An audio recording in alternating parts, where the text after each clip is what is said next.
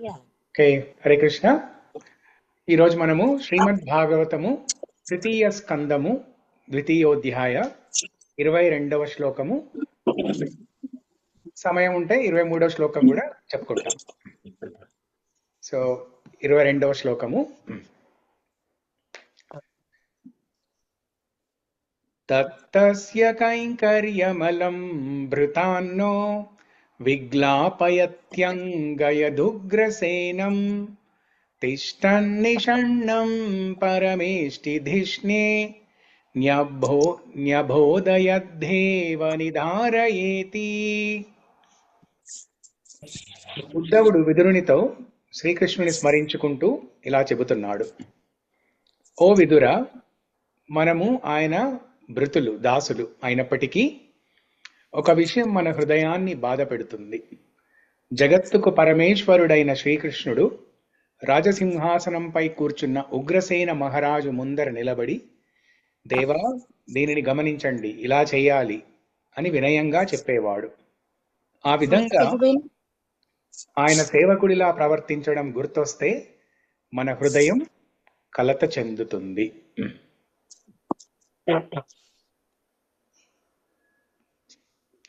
ఏమన్నా చదువుతారా ఈ శ్లోకం? చదువుతాం ప్రభు. చదవండి. తస్య కైంకర్యమలం వృత్తాన్నో విగ్లాపత్యంగయదుగ్రసేనం తిష్టన్నిషన్నం పరమేష్టి ద్విష్ణే న్యబోధయద్దేవ నిధారయేతి. ఇంకెవరైనా? హరే కృష్ణ ప్రభుజీ, ప్రణామాలు ప్రభు.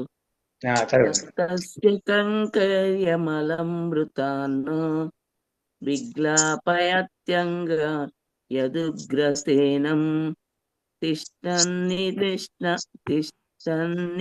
షన్నం పరమేష్టి దిష్టే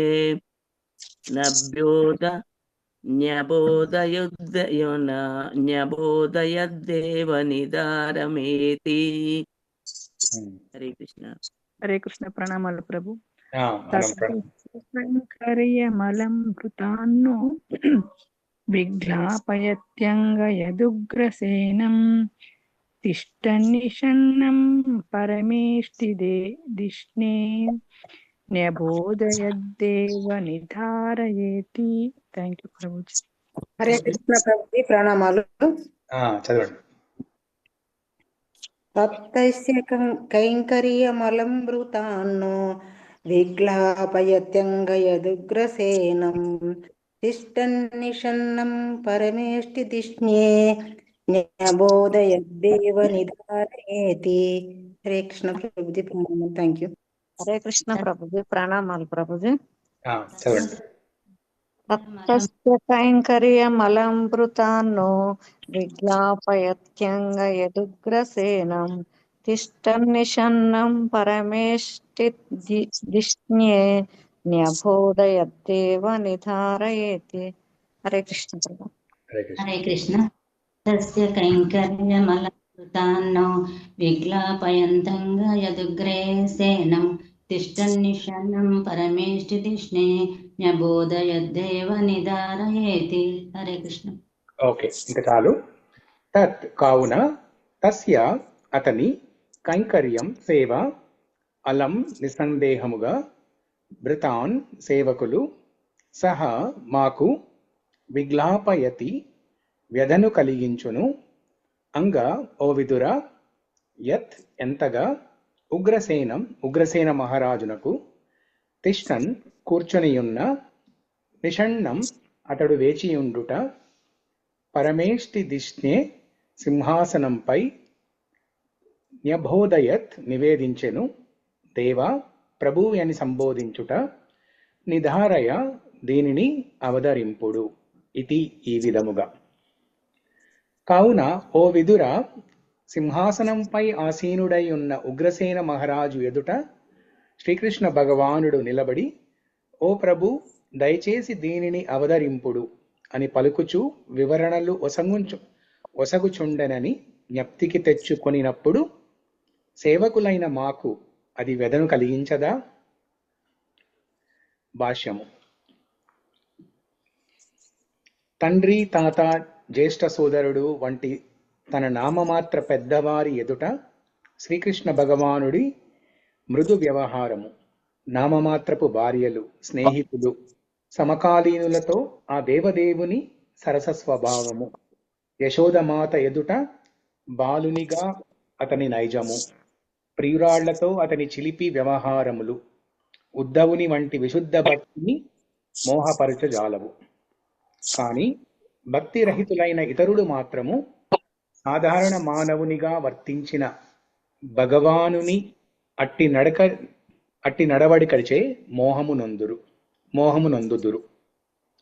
ఆ మోహమును గూర్చి శ్రీకృష్ణ భగవానుని చేతనే స్వయముగా భగవద్గీత 9వ అధ్యాయం 11వ శ్లోకం యందు ఈ క్రింది విధముగా వర్ణితమైనది.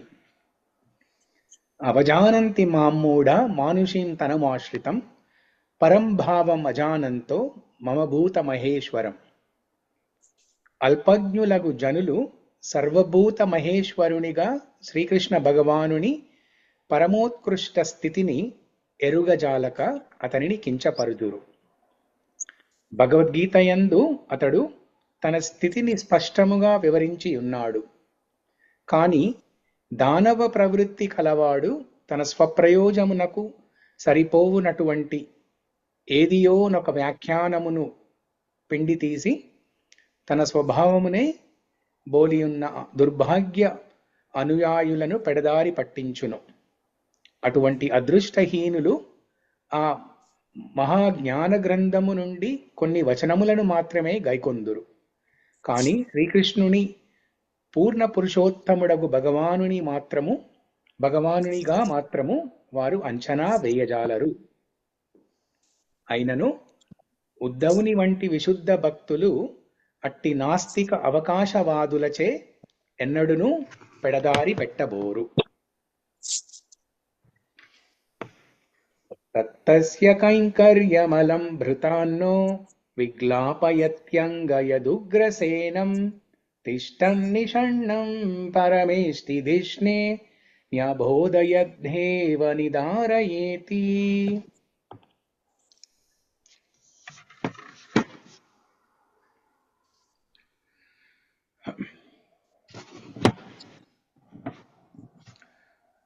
సో ఈ 22వ శ్లోకంలో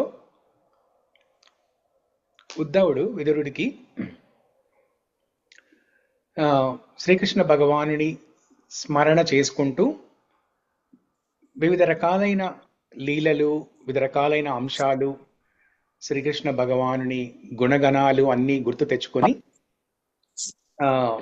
ఒక భావోద్వేగానికి లోనయ్యి చెప్తున్నారు. ఈ అధ్యాయంలో చూస్తే మనము ఈ అధ్యాయం పేరే ఎంత అద్భుతంగా ఉంది చూడండి, శ్రీకృష్ణ భగవానుని స్మరణము. అసలు ఎక్కడా లేదు ఇంత మంచి అధ్యాయం పేరు మీకు భాగవతం మొత్తంలో కానీ, భగవద్గీతలో కానీ, రామాయణంలో కానీ ఎక్కడా కానీ మీకు ఇంత మంచి అధ్యాయం పేరు. అసలు అధ్యాయం పేరు చూస్తూనే మీరు అలా గడిపేయచ్చు రోజంతా. శ్రీకృష్ణ భగవానుని స్మరణము ఎంత అద్భుతంగా ఉంది టైటిల్. అసలు ప్రభుపాదుల వారు పెట్టారు, చాలా అద్భుతంగా ఉంది ఆ టైటిల్. సో ఆ పేరుకు తగ్గట్టుగానే ఈ అధ్యాయంలో మొత్తము ఉద్ధవుడు వివిధ రకాలైన అంశాలని గుర్తు తెచ్చుకుంటూ విదురుడికి వివరిస్తున్నారు. ఇంతకు ముందు శ్లోకంలో చూసుకుంటే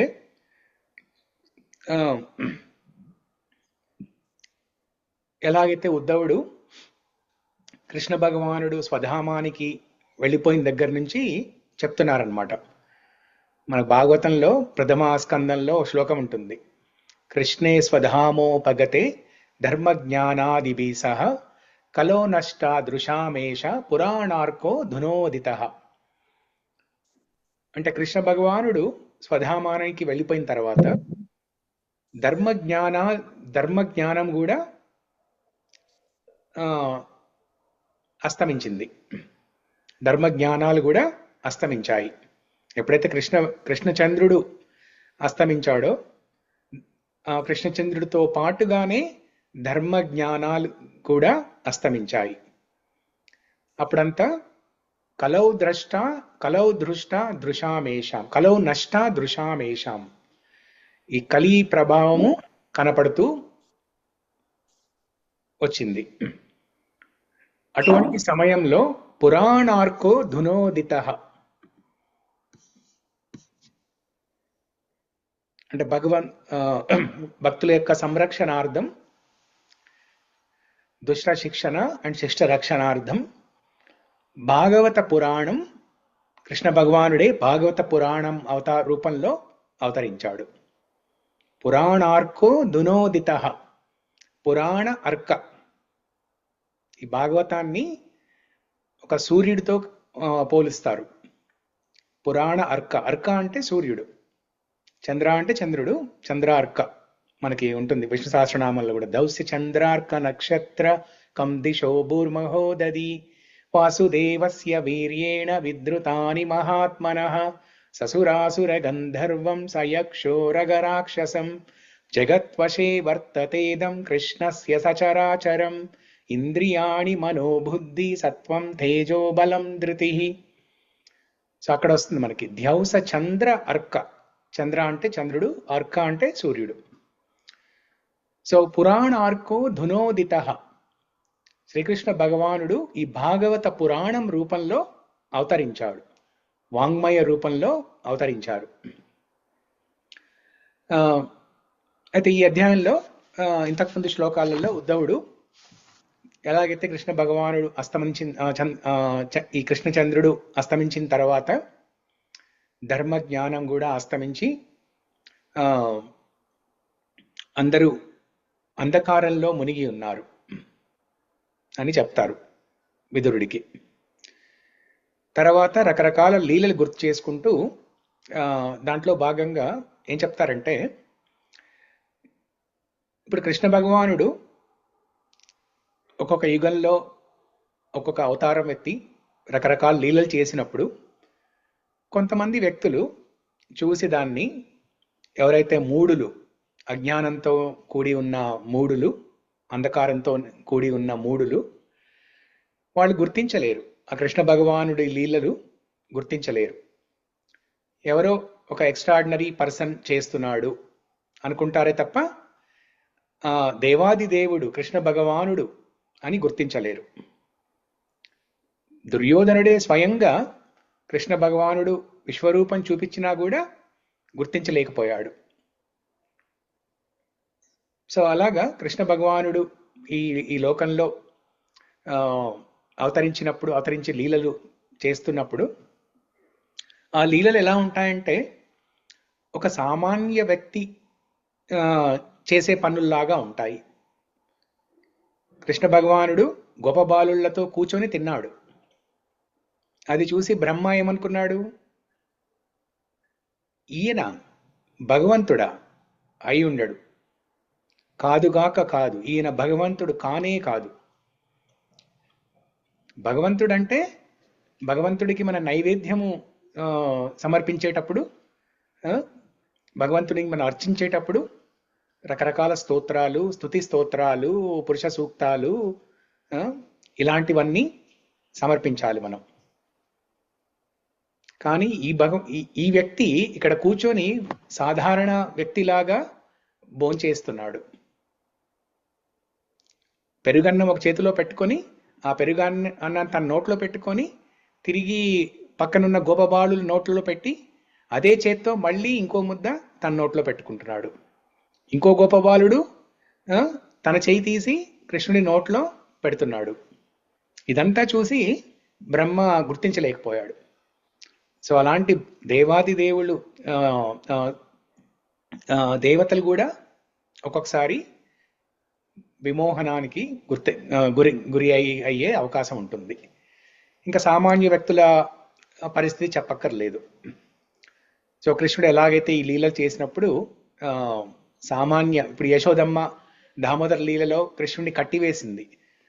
అది చూసి చాలా మంది వ్యక్తులు అనుకోవచ్చు, భగవంతుడైతే యశోదమ్మ ఎలా కట్టేసింది, ఒకవేళ కట్టేసినా కూడా భగవంతుడు కదా, ఆ తాళ్ళను తెంపేసుకొని వెళ్ళలేకపోయాడా, కాబట్టి భగవంతుడు కాదు అన్నట్లుగా కొట్టి పారేస్తారు.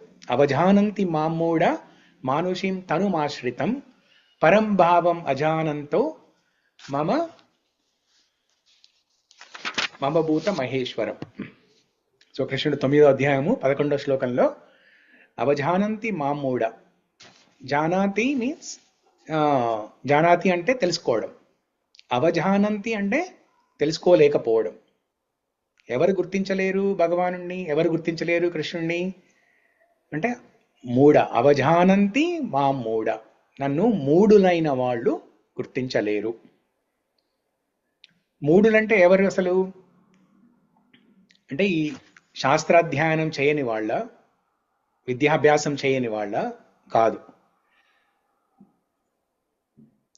ఒక రకంగా చెప్పాలంటే శాస్త్రాధ్యయనం చాలా ఎక్కువ చేస్తేనే వాళ్ళు మూఢులు, మూర్ఖులుగా ప్రవర్తించే అవకాశం ఉంటుంది. ఎందుకంటే శాస్త్రాధ్యయనంతో వచ్చిన గర్వం ఉంటుంది వాళ్ళకి. నాకు తెలుసు వేదాలు. మీరు చూడండి, ఎవరైనా ఒక స్మార్త బ్రాహ్మణులు కానీ లేకపోతే ఆర్థోడాక్స్ బ్రాహ్మణులను చూస్తే, అంటే చిన్నప్పటి నుంచి వంశపారంపర్యంగా వస్తున్న వేదాధ్యయనం చేస్తూ ఉన్న వాళ్ళని చూస్తుంటే వాళ్ళకి స్వతహాగా ఉన్న ఒక చిన్నపాటి గర్వం ఉంటుంది. నాకు వేదాలు తెలుసు బాగా అన్న చిన్నపాటి గర్వం ఉంటుంది. ఇంకా వేదాలే అంతిమ లక్ష్యం అనుకుంటారు వాళ్ళు. వేదాధ్యయనము అదే అంతిమ లక్ష్యము, జ్ఞాన సముపార్జన అదే అంతిమ లక్ష్యము అనుకుంటారు వాళ్ళు. కానీ అది కాదు. వేదాల యొక్క అంతిమ లక్ష్యం ఏంటి? సర్వస్య చాహం హృది సన్నివిష్టో మత్తస్మృతిర్జ్ఞానమపోహనం చ వేదైశ్చ సర్వైరహమేవ వేద్యో వేదాంతకృత్వేద విదేవ చాహం. కృష్ణ భగవానుడు 15వ అధ్యాయము 15వ శ్లోకం భగవద్గీతలో చెప్పినట్టుగా వేదాల యొక్క అంతిమ లక్ష్యము నన్ను తెలుసుకోవడమే. ఆ తెలుసుకోవడం కూడా వేదాల ద్వారా తెలుసుకోవాలి. కానీ మూర్ఖులైన వాళ్ళు, అజ్ఞానులైన వాళ్ళు ఇది గుర్తించలేరు. భగవానుడు చేసే ఈ లీలల్ని గుర్తించలేరు. సో ఇక్కడ ఈ యొక్క శ్లోకంలో 22వ శ్లోకంలో దానికన్నా ముందు 21వ శ్లోకంలో ఏం చెప్పారు?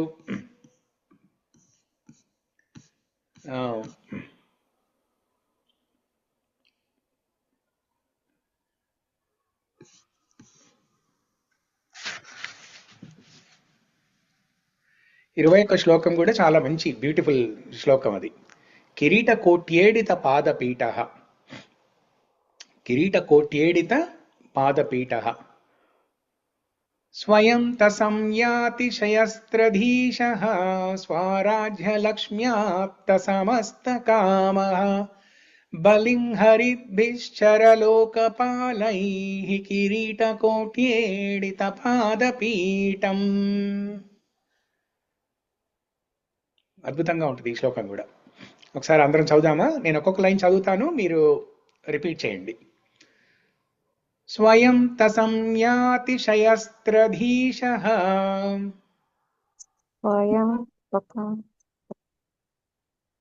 స్వరాజ్యలక్ష్మ్యాప్త సమస్తకామః స్వరాజ్యకామః బలిం హరద్భిశ్చిరలోకపాలైః లోకపాలని కిరీటకోట్యేడిత పాదపీఠః. పాదపీఠః. ఓకే, అందరూ ఈ ఒక్క లైన్ అని చెప్పండి. మిగతా లైన్లు చెప్పడం కొంచెం కష్టంగా ఉన్నా కూడా కిరీటకోట్యేడిత పాదపీఠః.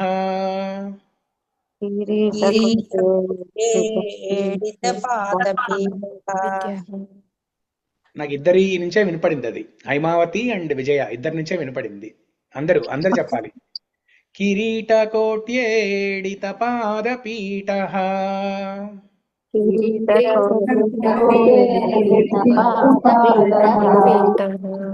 ఇంకొకసారి ఫైనల్ గా కిరీటకోట్యేడిత పాదపీఠః.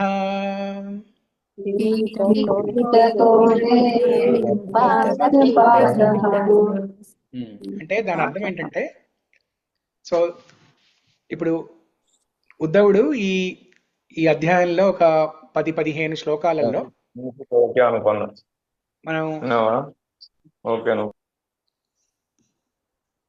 నేను లాస్ట్ టైము ఒక 2 వారాల క్రితము 3 వారాల క్రితము నేను క్లాస్ తీసుకున్నప్పుడు అప్పుడు ఏం చెప్పుకున్నాం మనము, ఉద్ధవుడు అష్టసాత్విక వికారాలు ప్రదర్శించి భావోద్వేగానికి లోనై భక్తి పారవశ్యతను ప్రదర్శించి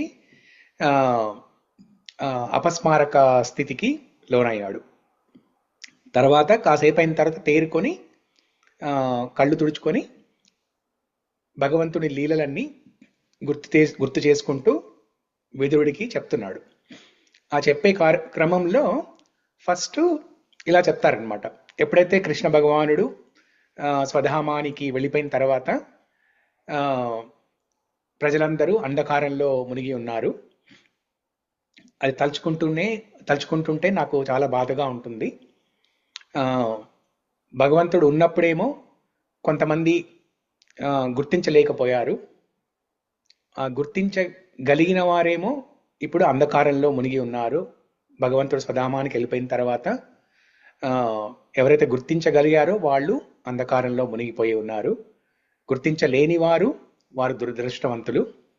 భగవంతుడు కళ్ళ ముందు ఉన్నా కూడా వాళ్ళు గుర్తించలేకపోయారు అజ్ఞానంతో అని చెప్పిన తర్వాత ఇప్పుడు 21వ శ్లోకంలో అది నిన్న మీరు చదువుకొని ఉంటారు, ఎవరో ప్రభుజీ చెప్పే ఉంటారు కదా. సో దాంట్లో దేవాది దేవులు కూడా కృష్ణుడి పాదాల చెంత వాళ్ళ కిరీటాలు తీసి కృష్ణుడి పాద పీఠం, ఇప్పుడు కృష్ణుడు కూర్చునే ఆసనం ఒకటి ఉంటుంది, దాన్ని పీఠం అంటారు, ఆసన పీఠం అది. కానీ ఇక్కడ కృష్ణుడి పాదాలనే ఒక పీఠంగా పోలుస్తున్నారు శూక మహాముని. ఆ పాద పీఠం వద్ద ఈ దేవతలందరూ ఇంద్ర, వరుణ, వాయు, అగ్ని, చంద్ర వీళ్ళందరూ ఏం చేస్తున్నారు? కిరీట కోటి అంటే కోటి మంది, ముక్కోటి దేవతలు కదా మనకి. ఈ ముక్కోటి దేవతలందరూ వాళ్ళ కిరీటాలు తీసి తల వంచి కృష్ణుడి పాదపీఠం వద్ద పెట్టి ఈడిత అంటే పూజించడం అనమాట. వాళ్ళ కిరీటాలు తీసి కృష్ణుడి పాదపీఠం వద్ద పెట్టి పూజిస్తున్నారు. అంటే ఏ అంశం చెప్పాలనుకుంటున్నారు ఇక్కడ ఉద్ధవుడు అంటే, ఈ లీలలన్నీ సామాన్య వ్యక్తిలాగా చేసే ఈ వ్యక్తి మామూలు సాధారణ వ్యక్తి కాదు, ఈయన దేవాది దేవుడు కృష్ణ భగవానుడు అని చెప్పడానికి ఈ అంశం చెప్పారనమాట 21వ శ్లోకంలో. కృష్ణుడి లీలలు చాలా అద్భుతంగా, అమోఘంగా, మనకి అంతు చిక్కని విధంలో ఉంటాయి. 4వ అధ్యాయం, భగవద్గీత 4వ అధ్యాయంలో కృష్ణ భగవానుడు ఏం చెప్తారు? జన్మ కర్మ చ మే దివ్యం ఏవం యో వేత్తి తత్వతః త్యక్వా దేహం పునర్జన్మ నైతి మామేతి సోర్జున. జన్మ కర్మ చ మే దివ్యం, ఎవరైతే నా జన్మ, నా దివ్యమైన లీలలు, కర్మ దివ్యం, ఎవరైతే నా జన్మ గురించి, నా దివ్యమైన లీలల గురించి తెలుసుకుంటారో, వాటి గురించి వింటారో, శ్రవణం చేస్తారో, వాళ్ళకి మరు జన్మ అంటూ ఉండదు. ఇంకా త్యక్వా దేహం పునర్జన్మ నా ఇతి మామేతి సో అర్జున, మరు జన్మ అంటూ ఉండదు వాళ్ళకి. ఎందుకంటే ఈ కృష్ణ కథ, కృష్ణుడి లీలలు శ్రవణం చేయడంతో మనకి పరిశుద్ధత వస్తుంది. మనం అప్పుడు 3 వారాల క్రితం నేను చెప్పినప్పుడు ఒక గొప్ప అంశం ఒకటి చెప్పాను నేను, గుర్తుందా? ప్రభుపాద పర్పోర్ట్లో రాస్తారు, కృష్ణ కథ వినడం అంటే అది కృష్ణుడి స్మరణం చేసుకోవడం. కృష్ణుడి స్మరణం చేసుకోవడము, కృష్ణుడిని దర్శించుకోవడంలో ఈ రెండిట్లో తేడా లేదు అసలు. కృష్ణ స్మరణ, కృష్ణ దర్శనము, ఈ రెండిట్లో తేడా లేనే లేదు అసలు. ఆ కృష్ణ స్మరణం ఎలా వస్తుంది? శ్రవణం చేస్తే వస్తుంది. ఓకే, సో అయితే ఇప్పుడు ఈరోజు ఈ 22వ శ్లోకంలో చూడండి, కృష్ణుడు ఎంత గొప్ప పని చేశాడు. ఇక్కడ ఏమంటున్నారు? ఉద్ధవుడు ఏమంటున్నాడు ఇక్కడ?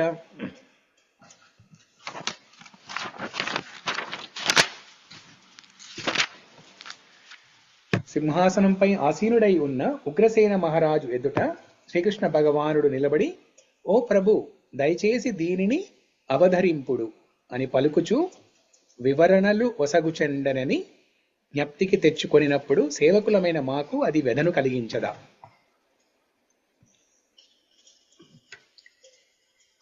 ఇక్కడ ఉగ్రసేన మహారాజు గురించి చెప్తున్నారు. ఉగ్రసేన మహారాజు మథురా రాజ్యానికి రాజు.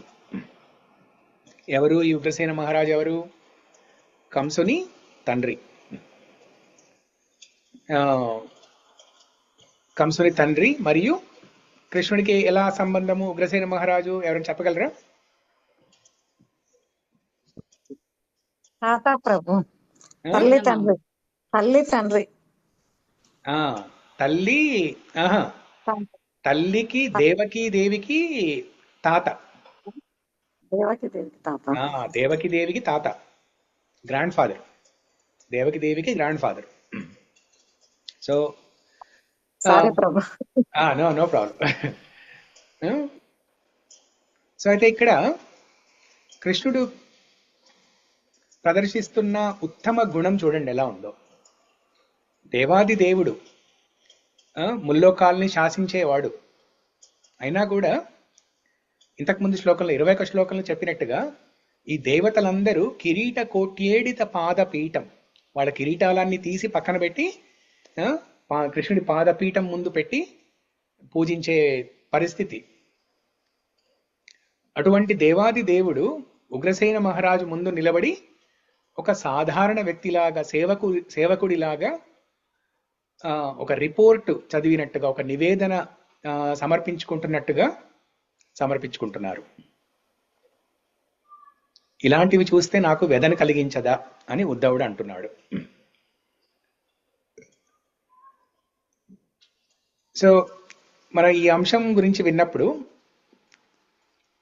కృష్ణుడి యొక్క ఒక గుణం గుర్తుకు రావాలి మనకి. ఆ గుణం ఏంటంటే సౌశీల్యము, క్యారెక్టర్. Krishna good character.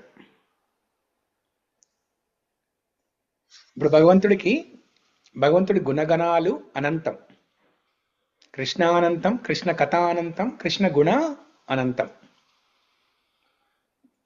ఆ అనంతమైన గుణాల్లోకెల్లా కొన్ని ముఖ్యమైన గుణాలు ఉంటాయి. సౌందర్య, సౌశీల్య, మాధుర్య, ఔదార్య, కారుణ్య, గాంభీర్య, వాత్సల్య. సో దీంట్లో సౌశీల్యత అంటే గుడ్ క్యారెక్టర్.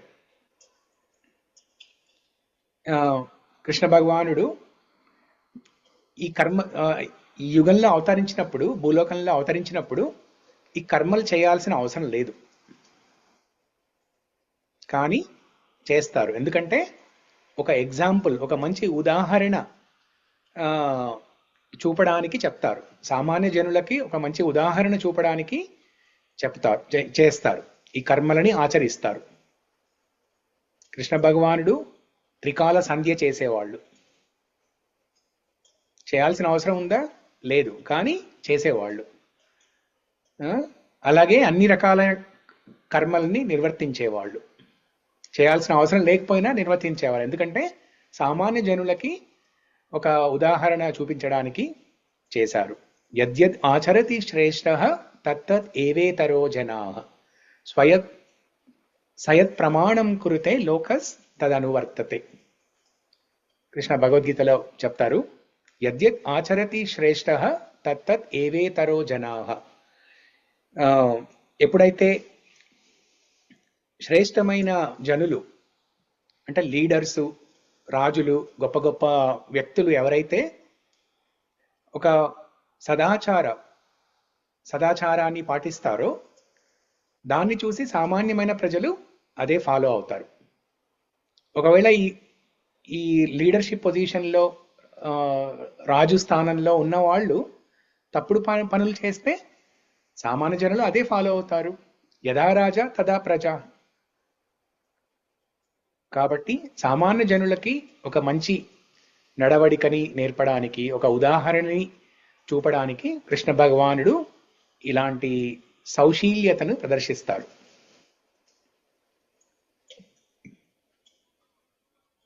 మనం చూసినట్టయితే కృష్ణ భగవానుడు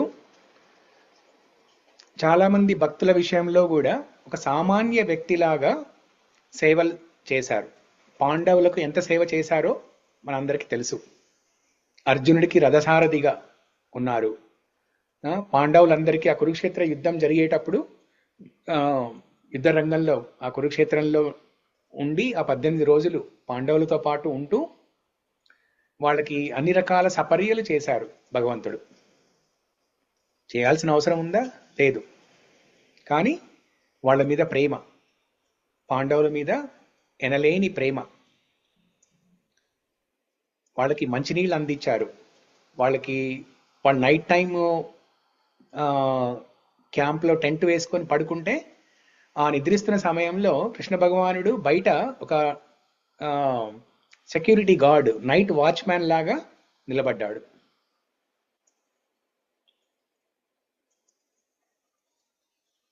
ఇక్కడ ఉద్ధవుడు ఏమంటున్నాడు? ఇవన్నీ గుర్తు చేసుకుంటుంటే మనకి అది చాలా దుఃఖాన్ని కలిగిస్తుంది. అంటే చూడండి, కృష్ణుడి గురించి ఎంత బాగా చెప్తున్నాడు అసలు ఉద్ధవుడు. ఇప్పుడు మనము సపోజ్ ఎవరితో అన్న కృష్ణ కథ చెప్పాలనుకోండి, భాగవతంలో ఏదో చదివాము, లేకపోతే ఎక్కడో ఏదో ఒక స్టోరీ విన్నాము కృష్ణుడి గురించి, ఆ విషయాలు చెప్తున్నాం అనుకోండి వేరే వాళ్ళతోటి, మనం ఎలా చెప్తాము? మామూలుగా చెప్తాం. ఏదో ఒక పాఠం చెప్పినట్టుగా, ఒక పుస్తకం ఓపెన్ చేసి ఒక పేజీ చదువుతున్నట్టుగా చదువుతాం మనం. కానీ ఇక్కడ ఉద్ధవుడు ఎంత బాగా చెప్తున్నాడంటే, ఉగ్రసేనుడు ముందు నిలబడి ఒక సేవకుడిలాగా నమస్కరించి చెప్పడము, అది 2 రకాలుగా చెప్పొచ్చు ఆ విషయాన్ని.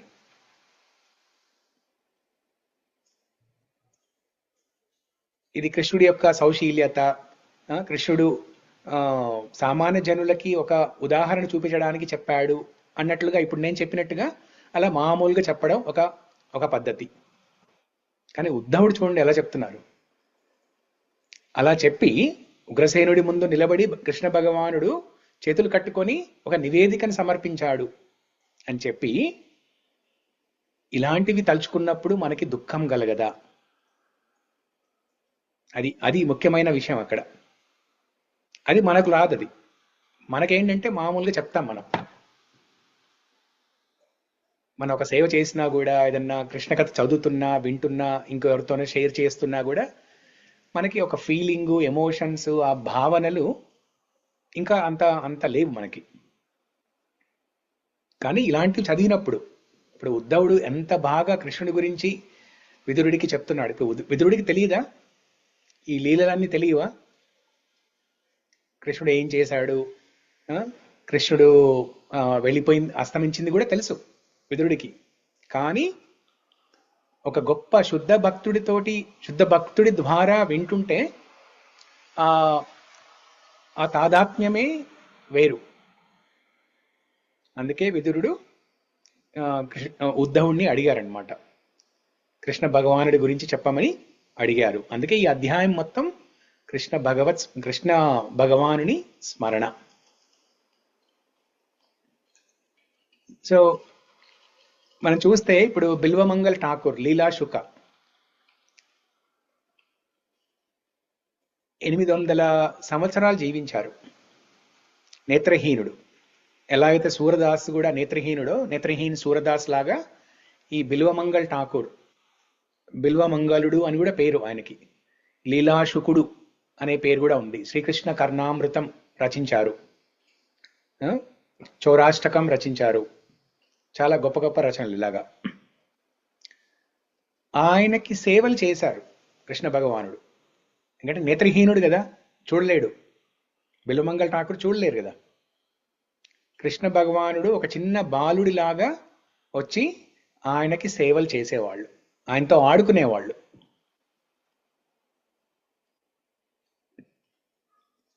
ఇలాంటివన్నీ చూసి సామాన్యులు ఏమనుకుంటారంటే, ఓ ఈయన మామూలు వ్యక్తి అని అనుకుంటారు.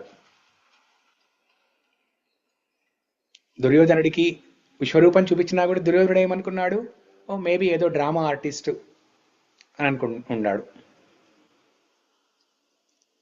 మనకు చాలాసార్లు ఈ ప్రశ్న అడుగుతారు కొంతమంది. కృష్ణుడి మీద నమ్మకం ఉందా నీకు? భగవద్గీత, భాగవతము, ఈ వేదాల మీద నమ్మకం ఉందా అంటే అంత పూర్తిగా నమ్మకం లేదు. మేబీ కృష్ణుడు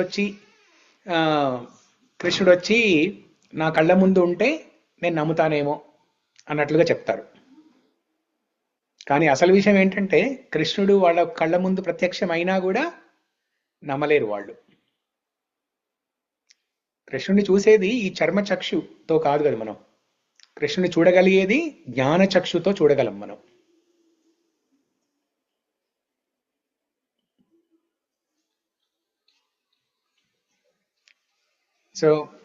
సో ఇలాగా కృష్ణుడి సౌశీల్యం గురించి చెప్పాలంటే చాలా చాలా రకాల అంశాలు ఉంటాయి. అందులో ఒక భాగంగా ఒక విషయం చెప్పుకుందాం. ఇప్పుడు జస్ట్ ఒక 1 or 2 days back women's day అయింది కదా. అండ్ ఇప్పుడు మనకి ఈ కాల్లో కూడా చూస్తే అందరూ ఎక్కువ మనకి మాతాజీలే ఉన్నారు ఇక్కడ అందరూ. కాబట్టి ఒక చక్కని స్టోరీ చెప్పుకుందాం మనం. కృష్ణుడు అంటే ఈ 22వ శ్లోకానికి సంబంధించి కృష్ణ భగవానుడు ఎలాగైతే ఒక మామూలు వ్యక్తిలాగా సేవకుడిలాగా కర్మలు నిర్వర్తిస్తారో, తన సౌశీల్యతను ప్రదర్శిస్తారో అని చెప్పడానికి ఒక మంచి స్టోరీ. అది ఉమెన్స్ డేని కూడా గ్లోరిఫై చేసే ఒక మంచి స్టోరీ. సతీ సక్కుబాయ్ కథ విన్నారా ఎవరైనా? ఆ సినిమా చూసారా పోనీ?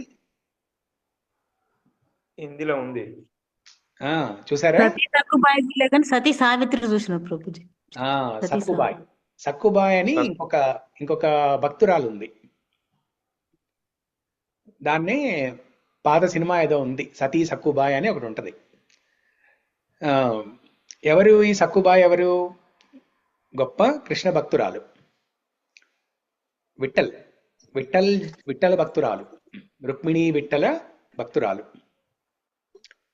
సో పూర్వం ఒకప్పుడు ఒక 1000 సంవత్సరాల క్రితమో ఎప్పుడో పండర్పూర్లో ఒక గ్రామంలో దర్శనం ఓపెన్ అయిందా?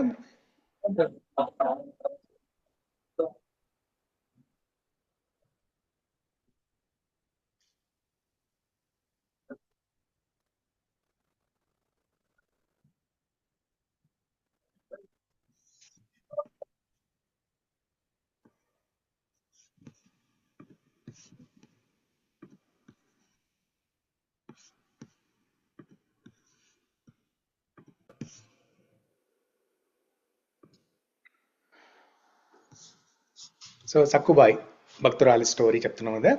సో పండర్పూర్లో ఒక 1000 సంవత్సరాల క్రితము గొప్ప భక్తురాలు సక్కుబాయ్ అని ఉండేది.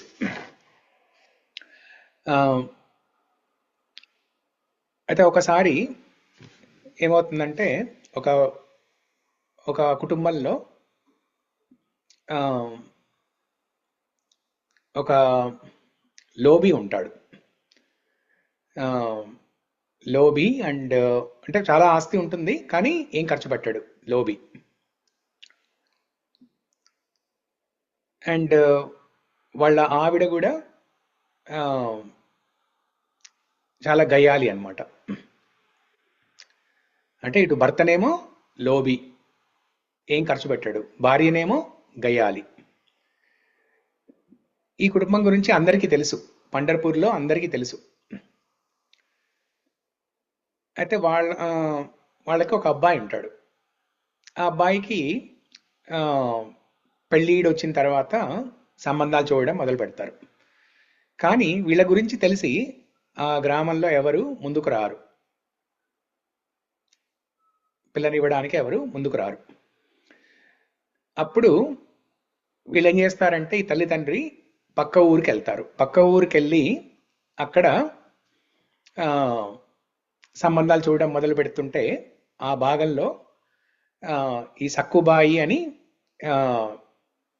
ఈ కృష్ణ భక్తురాలు వాళ్ళ కుటుంబానికి వాళ్ళ కుటుంబంలో తల్లిదండ్రులతోటి మాట్లాడతారు. చూసి సక్కుబాయి తల్లి తండ్రి కూడా వీళ్ళకి వీళ్ళు మంచిగా స్థిరపడ్డ కుటుంబము, అన్ని అన్ని సౌకర్యాలు ఉన్నాయి, మా అమ్మాయిని వాళ్ళకి ఇస్తే మా అమ్మాయి జీవితం కూడా బాగుంటుంది అన్న ఉద్దేశంతో ఇవ్వాలి అనుకుంటారు. కానీ వాళ్ళకి తెలియదు భార్య గయ్యాలి అండ్ భర్త లోబి, ఈ విషయాలు తెలియదు వాళ్ళకి. వేరే ఊరు, పక్క ఊరు కదా, తెలీదు. సో ఇవ్వడానికి ఒప్పుకుంటారు. అండ్ కొన్ని రోజుల తర్వాత పెళ్లి జరుగుతుంది. జరిగిన తర్వాత సక్కుబాయి వీళ్ళ ఇంటికి వస్తుంది, పండర్పూర్కి వస్తుంది. వచ్చిన దగ్గర నుంచి ఇంకా అత్తగారు చూపించే ఆ గయ్యాళి చేష్టలు వాటన్నిటితోటి చాలా హింసిస్తుంటుంది అనమాట సక్కుబాయిని.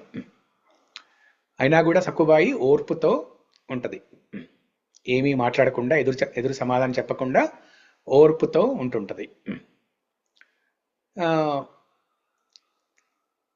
ఉంటున్నప్పుడు ఇలా కొన్ని రోజులైన తర్వాత తల్లిదండ్రి పక్క గ్రామం నుంచి సక్కుబాయి తల్లిదండ్రి సక్కుబాయిని చూడడానికి వస్తారనమాట. ఒకరోజు వస్తే సక్కుబాయి వాళ్ళ అత్తగారు వాళ్ళని బయట నుంచే పంపించేస్తుంది, ఇంట్లోకి రానివ్వదు. మీకు మీ అమ్మాయిని చూసే అవకాశం లేదు ఇప్పుడు అని, సక్కుబాయి నువ్వు కూడా లోపలికి వెళ్ళిపో అని చెప్పేసి చాలా తిట్టి లోపలికి పంపించేస్తుంది. తల్లిదండ్రిని కూడా తిట్టి ఇంటికి పంపించేస్తుంది. సో సక్కుబాయి ఇన్ని రోజులు ఏమనుకుంటుందంటే, సరే ఇన్ని కష్టాలు ఉన్నా కూడా నాకు తల్లిదండ్రి ఉన్నారు, తల్లిదండ్రి నాకు దిక్కు, ఏదో ఒక రోజు వచ్చి వాళ్ళని తీసుకెళ్తారు, లేకపోతే నా కష్టాలన్నీ వాళ్ళకి చెప్పుకుంటే నాకు కొంచెం ఓదార్పు ఉంటుంది అన్నట్లుగా భావిస్తుంది.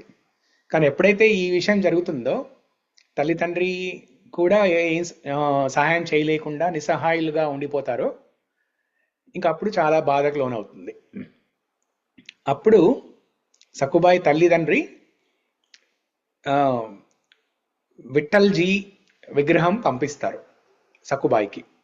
వేరే ఎవరి ద్వారానో విఠల్జీ విగ్రహం పంపిస్తారు. ఒకటి పంపించి ఒక ఉత్తరం లాగా ఒక మెసేజ్ పంపిస్తారనమాట. మేము కూడా నిస్సహాయులమే, మేమేం చేయలేకపోతున్నాము, నీకు ఈ విఠల్జీయే నీకు శరణాగతి అని చెప్పి పంపిస్తారు. ఇంకప్పుడు సక్కుబాయి ఇంకా విఠల్జీయే రుక్మిణీ విఠల విగ్రహాలు, ఆ రుక్మిణీ విఠలులే నన్ను కాపాడుతారు అని ఇంకా వాళ్ళ శరణి తీసుకొని ప్రతిరోజు ఆ విగ్రహాల్ని పూజించడము, చాటుగా అత్త లేనప్పుడు చాటుగా పూజించడము, తర్వాత ఆ విగ్రహాల్ని ఎక్కడో అల్మారాలో ఎక్కడో తన బట్టల కింద దాచిపెట్టడము అలాంటివి చేస్తుంది అనమాట. ఇదంతా చూస్తున్న క్రమంలో ఒకసారి ఈ భక్తి ప్రతిరోజు పూజ చేస్తూ రుక్మిణీ విఠల్ మీద అమితమైన భక్తి ప్రేమ పెంపొందించుకోవడంతో సక్కుబాయికి ఒక తీవ్రమైన కోరిక కలుగుతుంది. ఏంటది? పండర్పూర్లో రుక్మిణీ విఠల మందిరానికి వెళ్ళి రుక్మిణీ విఠల్ని దర్శించుకోవాలి అని తీవ్రమైన కోరిక కలుగుతుంది. అదేవిధంగా చెప్తుంది అనమాట ఇంట్లో తన భర్తకి, అత్తమామలు చెప్తుంది. కానీ వాళ్ళు నువ్వు ఎక్కడికి వెళ్ళే వీల్లేదు అని కట్టిపడేస్తారు, ఒక స్తంభానికి కట్టిపడేస్తారు. కట్టిపడేసి నువ్వు అక్కడికి వెళ్ళడానికి వీల్లేదని బంధిస్తారనమాట. దాంతో బాధతో అలాగే ఉండిపోతుంది.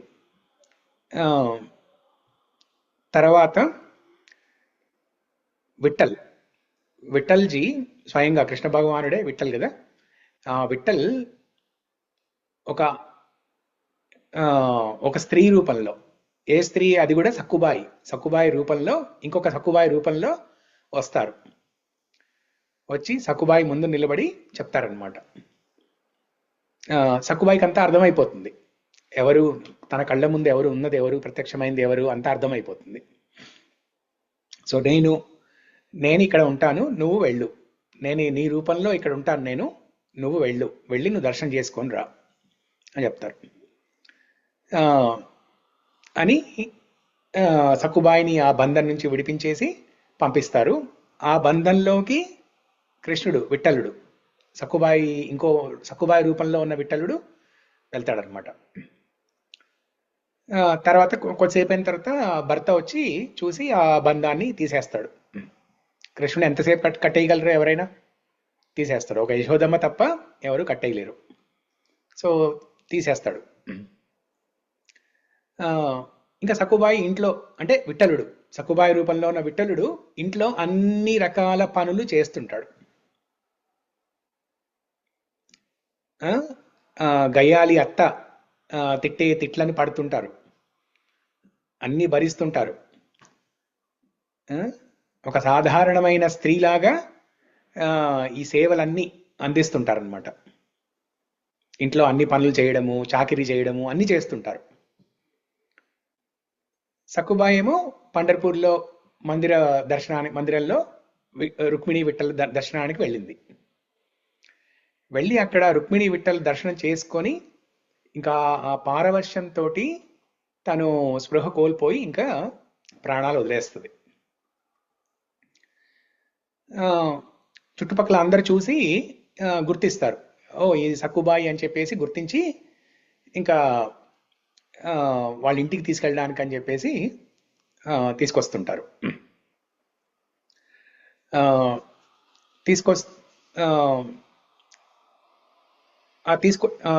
తీసుకురావాలని అనుకుంటుంటారు. అప్పుడు రుక్మిణీదేవి వస్తుంది అక్కడికి. రుక్మిణీదేవి వచ్చి నా నాథుడు విఠలుడు అక్కడ ఉన్నాడు, సక్కుబాయి రూపంలో వాళ్ళ ఇంట్లో ఉన్నాడు, నేను నా నాథుడి కోసం ఎదురు చూస్తున్నాను,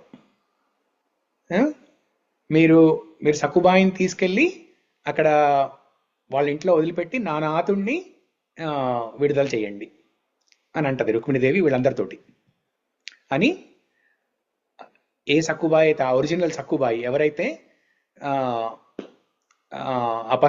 భక్తి పారవశ్యంతో అపస్మారక స్థితిలో ప్రాణాలు వదిలేసిందో ఆ సక్కుబాయిని రుక్మిణీదేవి మళ్ళీ ప్రాణాలతో బతికిస్తుంది.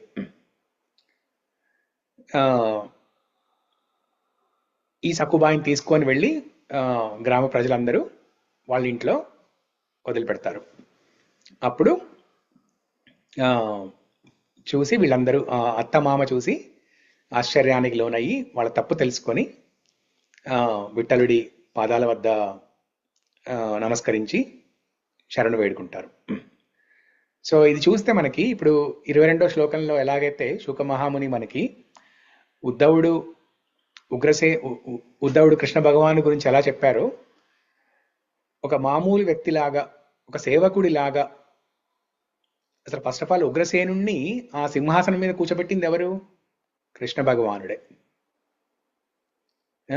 కంసుణ్ణి హతమొందించిన తర్వాత ఉగ్రసేనుణ్ణి ఆ స్థానంలో కూర్చోబెట్టారు. కృష్ణుడు కూర్చోకుండా ఉగ్రసేనుణ్ణి కూర్చోబెట్టారు ఆ స్థానంలో రాజాధిపతిగా.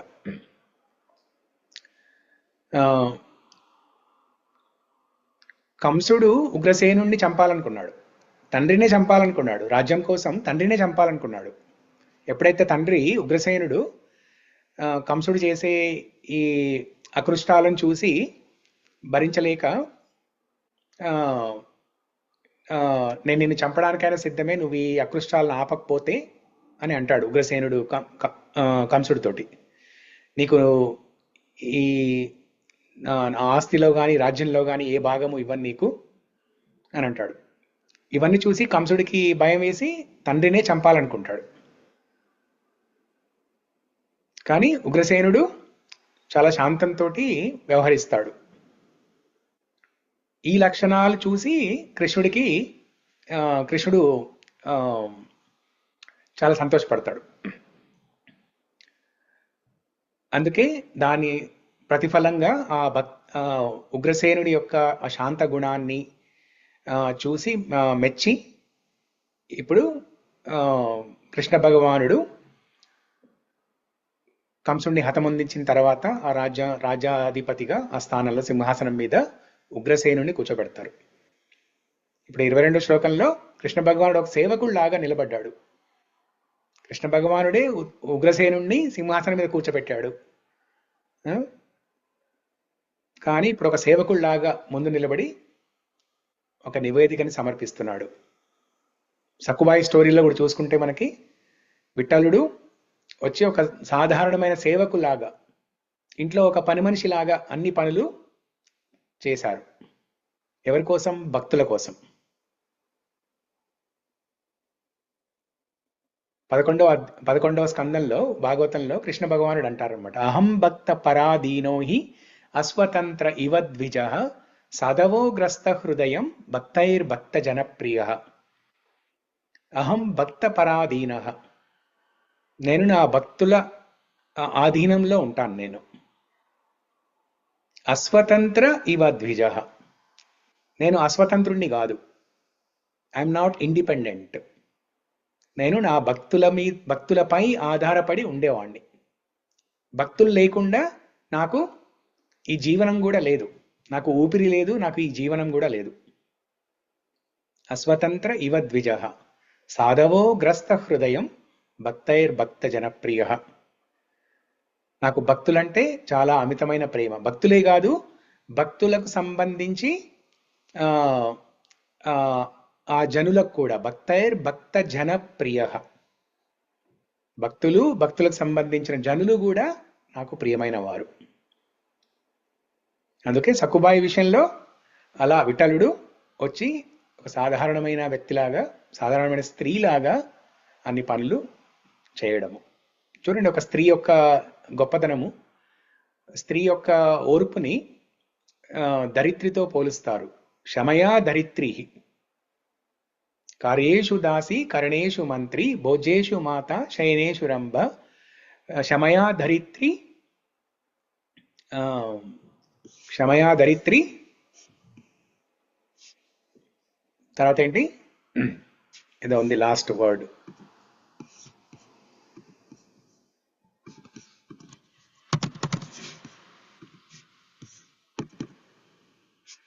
క్షమయా ధరిత్రి షడ్ధర్మయుక్త కులధర్మ పత్ని.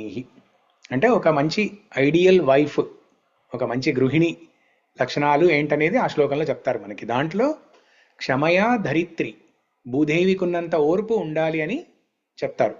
సక్కుబాయి విషయంలో అదే కదా, గయాలి అత్త ఎంత కష్టాలు పెడుతున్నా కూడా ఓర్పుతో ఉంది. అలా ఉన్నప్పుడు మనం భగవత్ అనుగ్రహ ప్రాప్తికి లోనవుతాం మనం. విఠలుడే స్వయంగా వచ్చి సక్కుబాయిని కాపాడాడు. అదే సతీ సక్కుబాయి లాగా గొప్ప పేరు పొందిన ఒక భక్తురాలన్నమాట. సో అది ఈ శ్లోకం 22వ శ్లోకానికి సంబంధించి, మరియు ఉమెన్స్ డే సందర్భంగా కూడా ఒక స్త్రీ ఎంత తన భక్తి ద్వారా, తన భక్తి సాధన ద్వారా కృష్ణ భగవానుడి అనుగ్రహ ప్రాప్తి పొందడమే కాకుండా కుటుంబ సభ్యులందరికీ కూడా ఆ అనుగ్రహ ప్రాప్తి పొందేలా చేస్తుంది. కుటుంబంలో స్త్రీ కనుక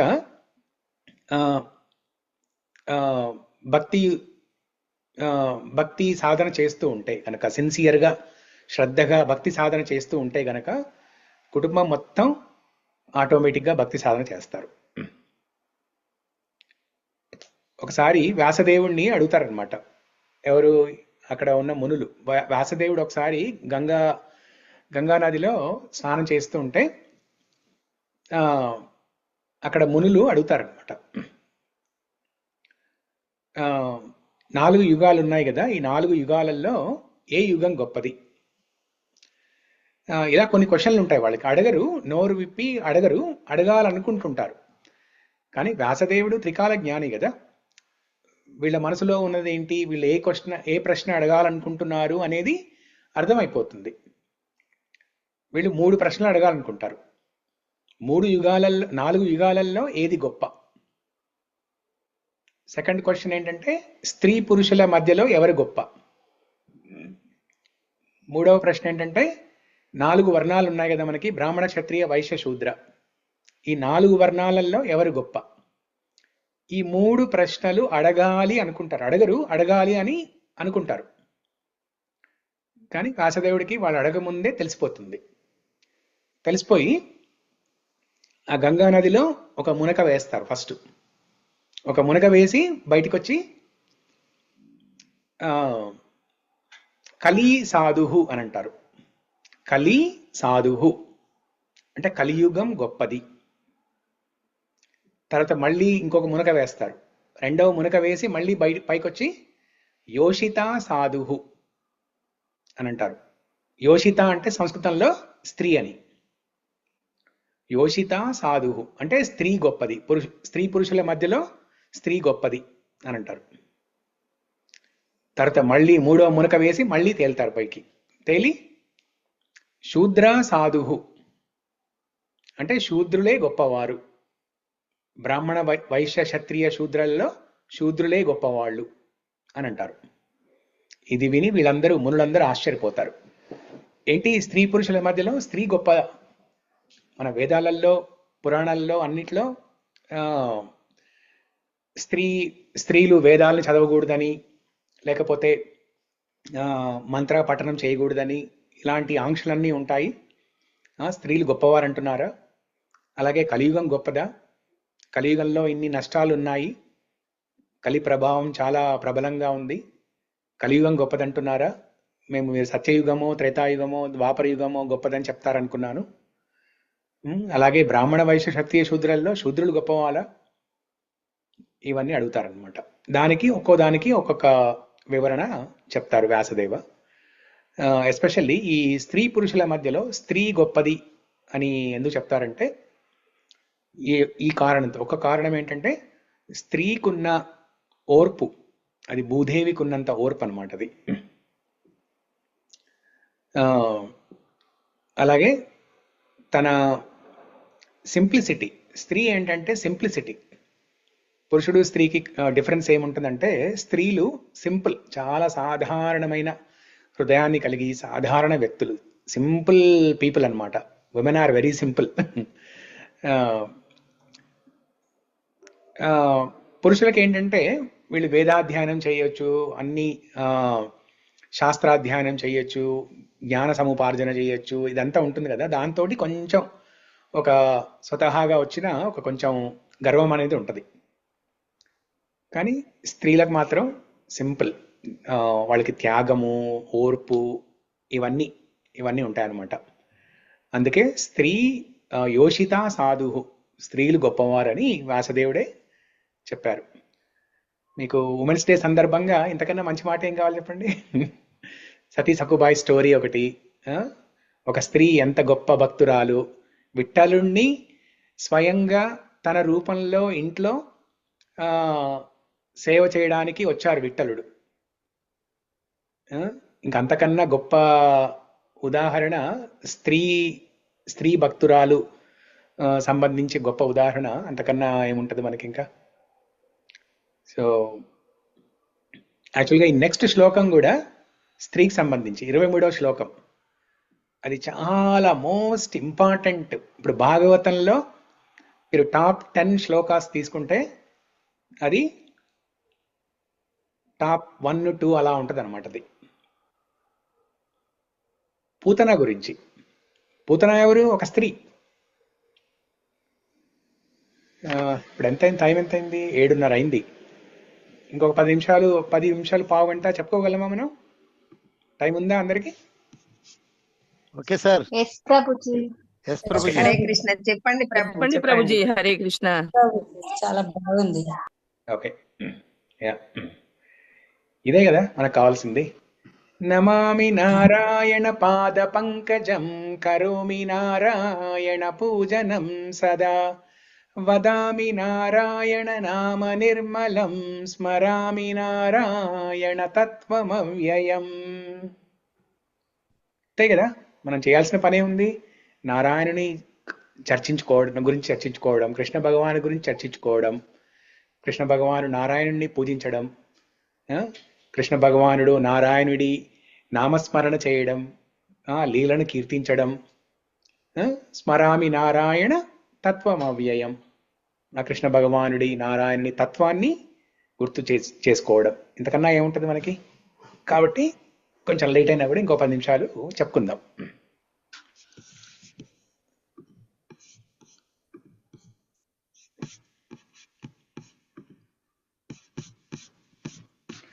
ఇరవై 23వ శ్లోకం. అహో బకీయం స్తనకాలకూటం జిగాంశయాపాయయదప్యసాధ్వి లేభే గతిం దాతృచితాం తతోన్యం కం వా దయాళుం శరణం వ్రజేమ. అహో బకీయం స్తనకాలకూటం జిఘాంసయాపాయయదప్యసాధ్వి లేభే గతిం దాతృచితాం తతోన్యం కం వా దయాళుం శరణం వ్రజేమ. దీంట్లో ఏమంటారు ఈ శ్లోకంలో? 23వ శ్లోకంలో ఎవరైనా చదువుతారా? భాష్యం చదువుతారా ఎవరన్నా? హరే కృష్ణ చదువుతాను. చదవండి. అహో విశ్వాసహీనురాలైతన స్తనం నుండి భయంకరమగు విషమును త్రాపుటకు సిద్ధపడినప్పటికీ రాక్షసికి పూతనకు తల్లి స్థానమును ఎవరు ఒసిగిరో అట్టి వారిని మించిన దయా పూర్ణుడు వేరొక్కరిని నేనెట్లు ఆశ్రయించగలను? చదవండి, భాష్యం కూడా చదవండి. రఘుజీ చదవాలి. భాష్యం. శ్రీకృష్ణ భగవానుని పరమ దయాలు తత్వమునకు చివరికి తన శత్రువు పట్ల సైతం ఇచ్చట ఒక ఉదాహరణము వసగబడినది. విషము నుండైనను అమృతమును గొనినట్లుగా ఘనమైన బుద్ధి కలిగిన వాడు సంశయాస్పదమైన స్వభావుని నుండి శుభ లక్షణములనే గైకొనునని చెప్పబడినది. శైశవమున శ్రీకృష్ణుడు పూతనచే కాలకూట విషమునొసగబడెను. అద్భుతం మగు ఆ శిశువును ఆ రాక్షసి చంపయత్నించెను. భగవానుడు శిశువు యొక్క పాత్ర పోషణము కావించుచున్నను భగవానుని కన్నను ఏమాత్రం తక్కువ కాబోడని ఎరుగుట దానికి రాక్షసి అయిన కారణమున సాధ్యపడలేదు.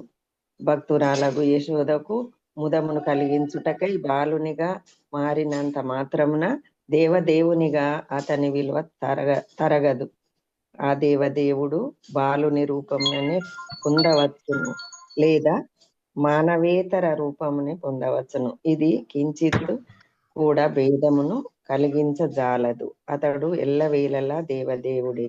తీవ్ర తపస్సుతో జీవుడు ఎంతగా శక్తిమంతుడైనప్పటికీ దేవదేవునితో ఎన్నడూను సమానుడు కాజాలడు. తన స్తనము నుండి పాలు త్రాగనిచ్చుచు ప్రేమ మయూరాలగు తల్లి అయినట్లుగా నటించిన కారణమున పూతనకు శ్రీకృష్ణుడు తల్లి స్థానము మాతృత్వము నొసగెను. జీవుని అతి చిన్న యోగ్యతనైనను భగవానుడు అంగీకరించి అతనికి అత్యున్నత వరదానము నొసగెను. అది ఆ దేవదేవుని నైజం యొక్క ప్రామాణికత. కావున భగవానుడు తప్ప వేరెవరు చరణమాశ్రయము కాగలరు. హరే కృష్ణ ప్రభు. హరే కృష్ణ.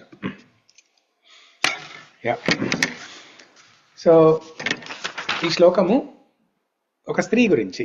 మీ ఉమెన్స్ డే సెలబ్రేషన్ ఇంకా అవుతుంది, కంటిన్యూ అవుతుంది. పూతన. ఈ శ్లోకం ఎంత గొప్పది అంటే, అహోబకీయం స్తనకాలకూటం జిఘాంసయాప యసదస్య సాధ్వి లేభే గతిం రాతృచితం తదోన్యం కంవా దయాళుం శరణం వ్రజేమ. సో చైతన్య మహాప్రభు ఉన్నప్పుడు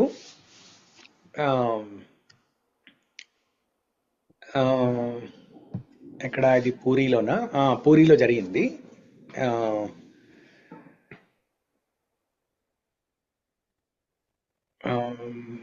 పూరిలోనే.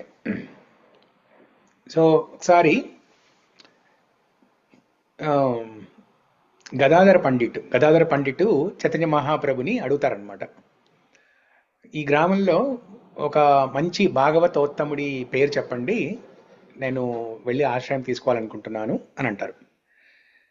చైతన్య మహాప్రభు పుండరీక విద్యానిధి అని ఒక భక్తుడి పేరు చెప్తాడు. గదాధర పండిట్కి తెలీదు, పుండరీక విద్యానిధి గురించి తెలీదు. సరే అని వెళ్తారు, పుండరీక విద్యానిధి ఇంటికి వెళ్తారు. పుండరీక విద్యానిధి ఇంటికి వెళ్ళేటప్పటికి బయట నుంచే పుండరీక విద్యానిధిని చూసి చాలా డౌట్ పడతారు, సందేహపడతారు. ఎందుకంటే పుండరీక విద్యానిధి మంచి వంశానికి చెందినవాడు, చాలా ధనవంతుడు. గదాధర పండిట్ వెళ్ళేటప్పటికీ పుండరీక విద్యానిధి అక్కడ ఒక మంచి కంఫర్టబుల్ ఒక సిల్క్ సోఫాలో కూర్చొని ఖరీదైన దుస్తులు ఆభరణాలు అన్నీ ధరించి ఒక భోగిలాగా ఉంటాడనమాట. అది చూసి గదాధర పండిట్కి డౌట్ వచ్చి మళ్ళీ రిటర్న్ వెళ్ళిపోతాడు. చైతన్య మహాప్రభు దగ్గరికి వెళ్ళి, ఓ స్వామి, మీరు భాగవతోత్తముల పేరు చెప్పమంటే వేరే ఎవరి పేరో చెప్పారు, ఒక భోగిలాగా ఉన్నారు అతను పుండరీక విద్యానిధి అని అంటారు. కాదు, అతను భాగవతోత్తముడే, నువ్వు మళ్ళీ వెళ్ళు, మళ్ళీ ఆయన ఇంటికి వెళ్ళి ఈసారి ఈ శ్లోకం చదువు నువ్వు అని ఈ శ్లోకం చెప్తారనమాట. అహోబకీయం స్తనకాలకూటం. ఇప్పుడు ఈ 23వ శ్లోకం నువ్వు వెళ్ళి బయట నిలబడి ఈ శ్లోకం చదువు, అంతే, ఇంకేం చేయొద్దు. సరే అని గదాధర పండిట్ మళ్ళీ పుండరీక విద్యానిధి ఇంటికి వెళ్ళి బయట నిలబడి ఈ శ్లోకం చదువుతారనమాట. అహోబకీయం స్తనకాలకూటం జిగాంసయాపాయయదప్యసాధ్వి లేభే గతిం దాతృచితాం తతోన్యం కం వా దయాళుం శరణం వ్రజేమ అని ఈ శ్లోకం చదివేటప్పటికి పుండరీక విద్యానిధి లోపల కూర్చున్న వ్యక్తి ఒక ఫస్ట్ లైన్ వినగానే, అహోబకీయం స్తనకాల కూటం అని ఒక్క లైన్ వినగానే ఇంకా భక్తి పారవశ్యతకి లోనయ్యి కింద పడిపోతాడు. సోఫాలోంచి కింద పడిపోయి తన ఆభరణాలు కిరీటము అన్నీ తీసి పక్కన పడేసి ఒక పిచ్చివాడిలాగా ప్రవర్తిస్తాడు అనమాట. ఇది చూసి గదాధర పండిట్కి చాలా సంతోషం కలుగుతుంది. మహాప్రభు చెప్పింది కరెక్టే, పుండరీక విద్యానిధి నిజంగానే భాగవతోత్తముడు అని తన తప్పు తెలుసుకొని అప్పుడు పుండరీక విద్యానిధి కాళ్ళ మీద పడి భాగవతం, అలా కొంతసేపు భాగవతం చర్చ జరుగుతుంది ఇద్దరి మధ్యలో. అంటే చూడండి, ఒక గొప్ప భక్తులకి భాగవతము కృష్ణ కథ అనేది ఎంత హృదయానికి ఎంత దగ్గరగా ఉంటుందో చూడండి. అది మనకు ఎలా ఉండాలంటే, ఇంట్లో భాగవతం పుస్తకాలు ఉంటాయి కదా మనందరికీ, ఆ భాగవతం మనం అటు ఇటు తిరుగుతూ ఉంటాం. భాగవతం పుస్తకాలు మనకి ఎక్కడో లివింగ్ రూమ్లో ఎక్కడో ఉంటాయి, హాల్లో ఎక్కడో ఉంటాయి. మన కిచెన్లోంచో లేకపోతే వేరే బెడ్రూమ్స్లోంచో ఎక్కడో అటు ఇటు నడుస్తూ హాల్లోకి వచ్చి ఎప్పుడైతే భాగవతం చూస్తామో మనకి ఒక ఇమోషనల్గా ఫీల్ అవ్వాలి మనం. అంటే ఇంకా కృష్ణుణ్ణి చూసినట్టుగానే ఫీల్ అవ్వాలి మనం. భాగవతం అందరం చక్కగా పేర్చుకుంటాం కదా, మంచి బుక్ షెల్ఫ్లో మంచి చక్కగా పేర్చుకుంటాం. భాగవతం స్వయంగా కృష్ణుడే స్వయంగా. కాబట్టి ఆ భాగవతం పుస్తకాన్ని చూడగానే మనకు ఒక ఇమోషనల్ ఫీలింగ్ అనేది రావాలి మన హృదయంలోంచి. ఇప్పుడు చూడండి, మనకి ఎవరైనా ఒక చాలా ప్రియమైన వ్యక్తుల్ని చూస్తే వాళ్ళని చూడగానే ఒక సంతోషం లోపల, ఒక రకమైన ఆనందము, హ్యాపీనెస్ ఇవన్నీ కలుగుతాయి మనకి. అలాగా మనం ఇంట్లో అటు ఇటు తిరుగుతున్నప్పుడు తిరిగి మళ్ళీ హాల్లోకి రాగానే ఎప్పుడైతే భాగవతం చూస్తామో చూడగానే ఒక రకమైన తన్మయత్వం కలగాలి మనకి. అలా కలగాలి అంటే ఇలాంటి వినాలి మనం. పుండరీక విద్యానిధి ఈ అహోబకీయం శ్లోకం వినగానే ఎలా ప్రవర్తించాడు, భక్తి పారవశ్యతతోటి ఎలా ప్రవర్తించాడు అనేది మనకి ఇలా వింటున్నప్పుడు మనకు ఒక ప్రేరణ కలుగుతుంది అనమాట. భాగవతం అంటే ఒక టేస్ట్, ఒక ఇంట్రెస్ట్, కృష్ణ కథ అంటే ఒక టేస్ట్, ఇంట్రెస్ట్, ఇలాంటివి కలుగుతాయి మనకి. సో ఇక్కడ ఈ శ్లోకంలో ఉద్ధవుడు ఏం చెప్తున్నాడంటే, తనని చంపడానికి వచ్చిన రాక్షసి అయిన పూతనని చంపకుండా, అంటే చంపిన తర్వాత కూడా మోక్షం, ఆ మోక్షం కూడా ఏది మామూలు సాధారణమైన మోక్షం కాదు కదా, సహజీయ మోక్షమో లేకపోతే సాయుజ్య మోక్షమో, సాయుజ్య ముక్తి ఇలాంటివి కాదు కదా. గోలోక బృందావనంలో తల్లి స్థానాన్ని ఇచ్చారు.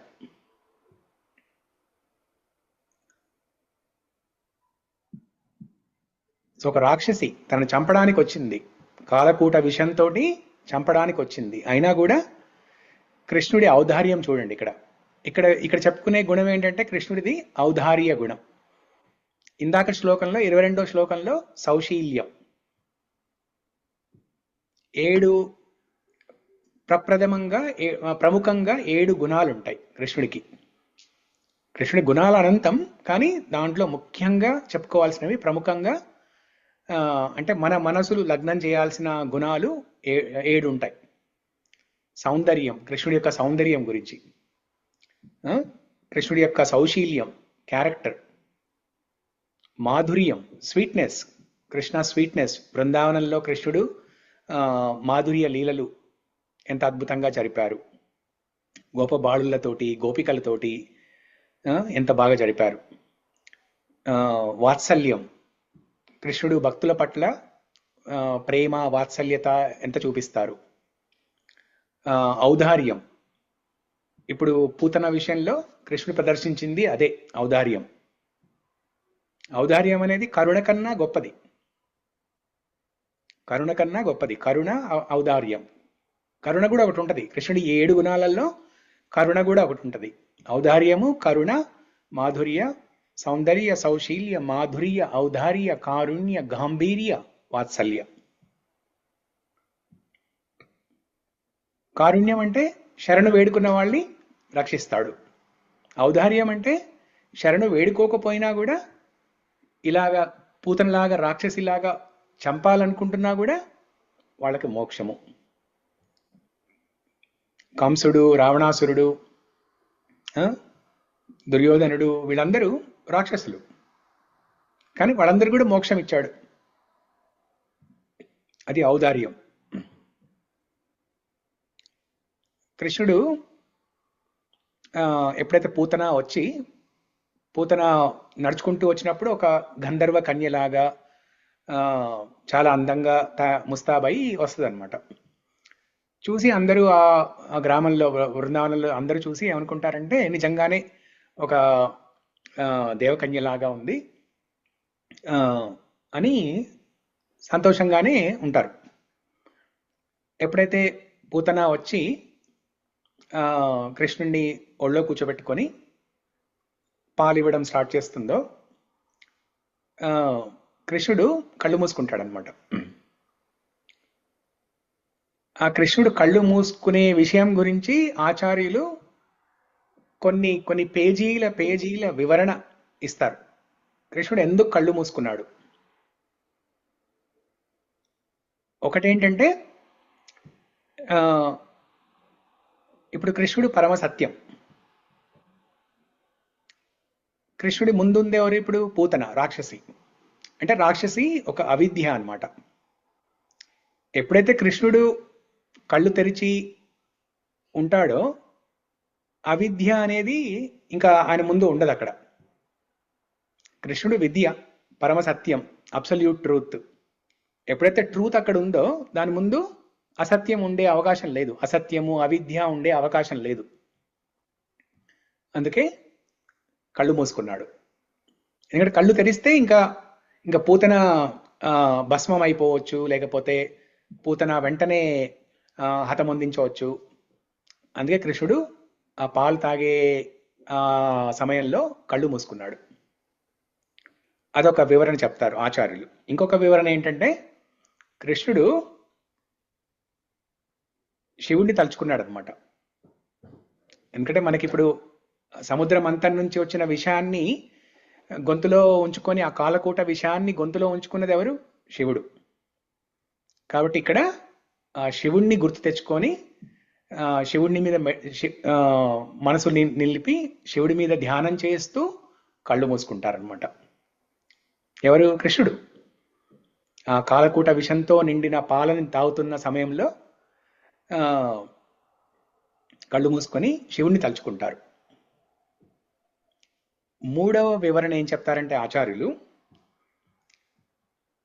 ఇప్పుడు ఈ రాక్షసి నన్ను చంపడానికి వచ్చింది, కానీ అసలు ఈ రాక్షసి ఎవరు? ఈ రాక్షసి చేసిన ఏదన్నా మంచి పనులు ఏమైనా ఉన్నాయా అని కృష్ణుడు గుర్తు తెచ్చుకుంటారనమాట.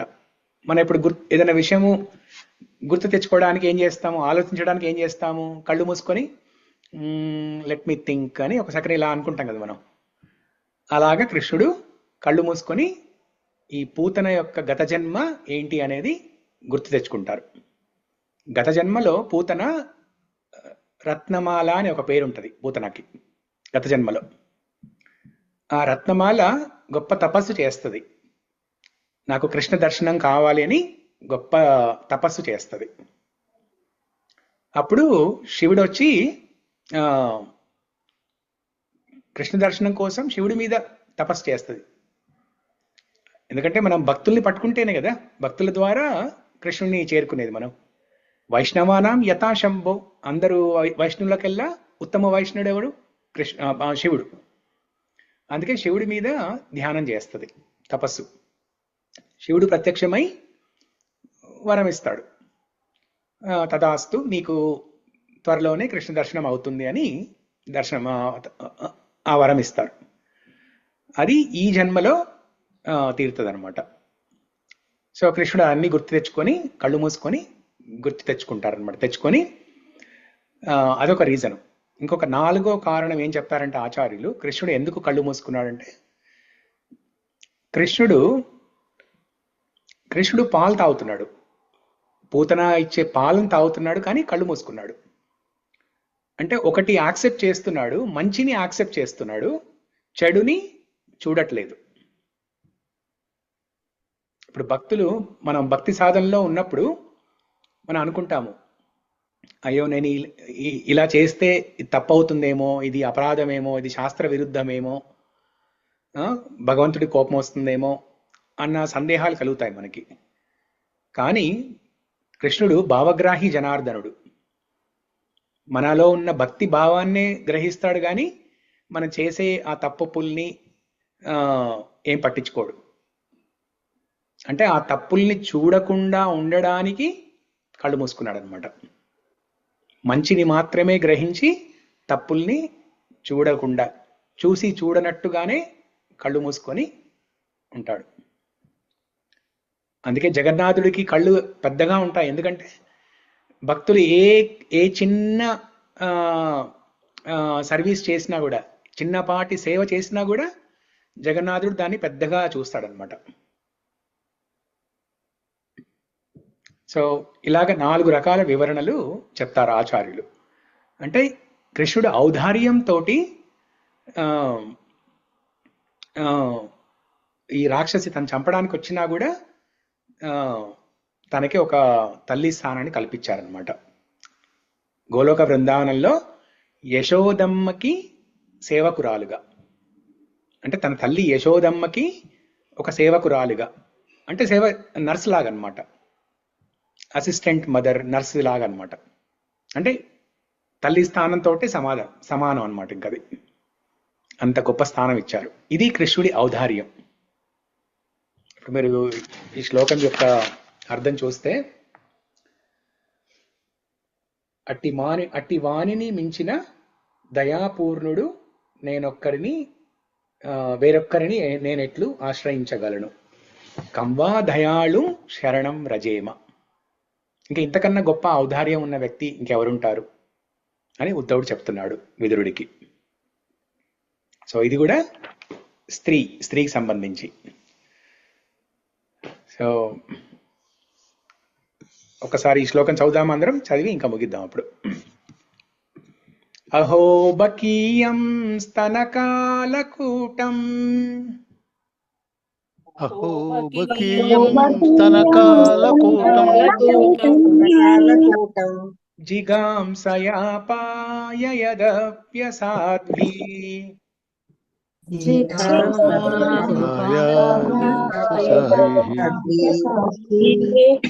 లేభే గతిం ధాతృచితాం తతోన్యం